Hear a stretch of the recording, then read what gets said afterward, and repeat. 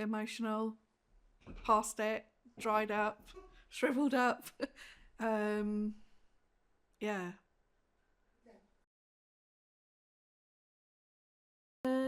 Perimenopause. Yeah. Well, I never, I've never had any kind of like diagnosis by the doctor or anything, so it's all just assumption because of my age. Um, and symptoms. My mental health has taken a massive nosedive. Um, no libido. Um, Emotional roller coaster. Yeah, yeah. I've been to the doctor several times because I have felt suicidal, and I was given antidepressants. And I have suffered with anxiety and depression all of my adult life, but I've never been at that level before.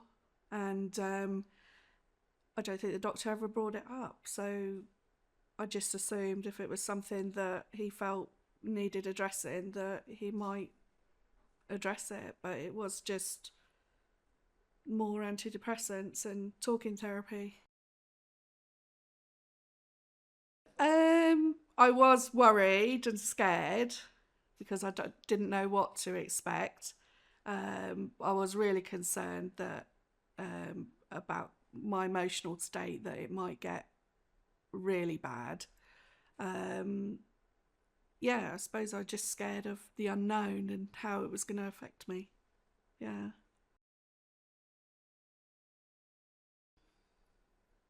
I think it's the emotional side of things, and um, having to juggle other relationships, and my relationship with my daughter can be quite challenging. And I think not be feeling like I'm emotionally stable, it it makes it very difficult.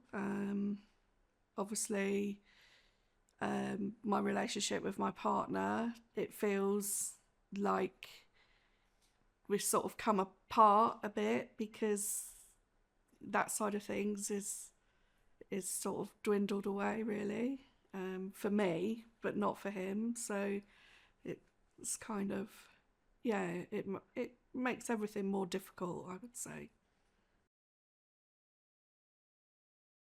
Not yet. Not yet. I think when maybe perhaps when my period stops altogether, then that might be a slight benefit. But at the moment, no, I don't feel that there is. No. I definitely focused on it a lot more than I did before, because obviously trying to um, seek things that might help the symptoms, and yeah, so I kind of like focused on it a lot more than I would have done in the past. Talking to other women that are going through the same, having the same experiences, um, advice from other people, so friends, family.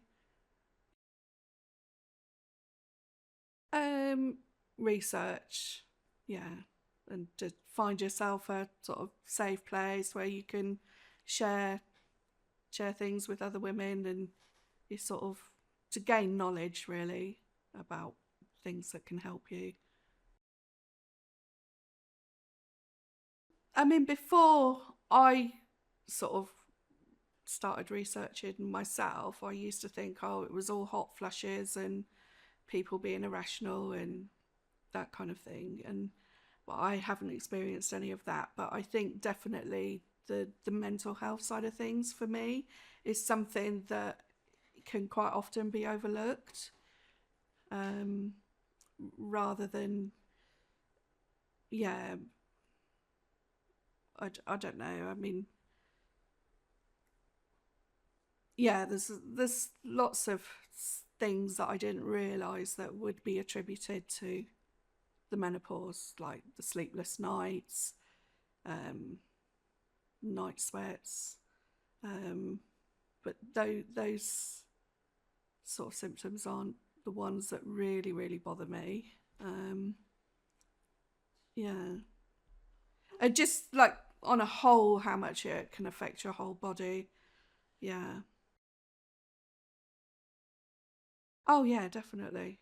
Yeah, like um, people closest to me would say I've become a lot more negative about things. Yeah. And I did forget to mention about the urinary tract infections that have become so frequent, and I feel that is attributed to the perimenopause, which my doctor does seem to again kind of like overlook that is. Yeah. a, a group that I'm part of on Facebook. Um, Lots of women experiencing the same thing, um, and sort of giving advice. You need to try and get, I think it might be called estradiol or something like that, that it can help. Um, yeah, sort of. Yeah, so mainly through support groups, really. Yeah.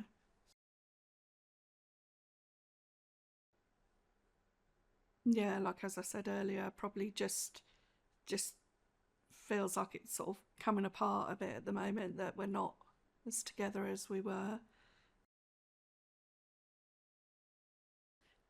Yeah, 100%. I think it would help him feel less rejected, um, understand how I could be feeling, and that it doesn't come from a place of me not feeling the same about him. Um, just that it I can't help how I'm feeling at that time. Yeah, yeah. I think it's not knowing how it's going to progress and what further symptoms there might be. Um, yeah, just not knowing. Yeah, yeah. So skincare definitely. I've changed my skincare routine. Um, there's like a magnet that you can wear, and that's really helped. A friend of mine bought it for me, because she'd used one and it had helped her. Oh, definitely. Yeah, because as I said earlier, when I'm on the support group, there's a lot of women and they're talking about these products, and half of the names I don't recognise, and some of them are for to treat some of the symptoms, and some of them help. Um, yeah, so it would be better to have somewhere where you could go, where it was more a little bit more explanatory, you know, tailored more for the individual. I haven't looked, to be fair. Like everything, it would be online places that I've looked. Like I haven't actually walked into a store. I suppose if I was going to go anywhere, it would be a pharmacy or Holland and Barrett, somewhere like that. Yeah. I suppose I didn't really go to my GP for support and advice. I suppose I went to him with the symptoms, so I've never actually said, "Oh, can you treat me for the menopause?"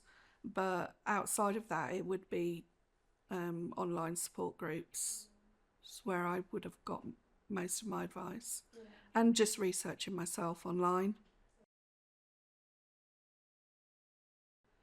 I have, yeah. It's not that I don't think that it's for me, and just trying to find alternatives at the moment. Yeah.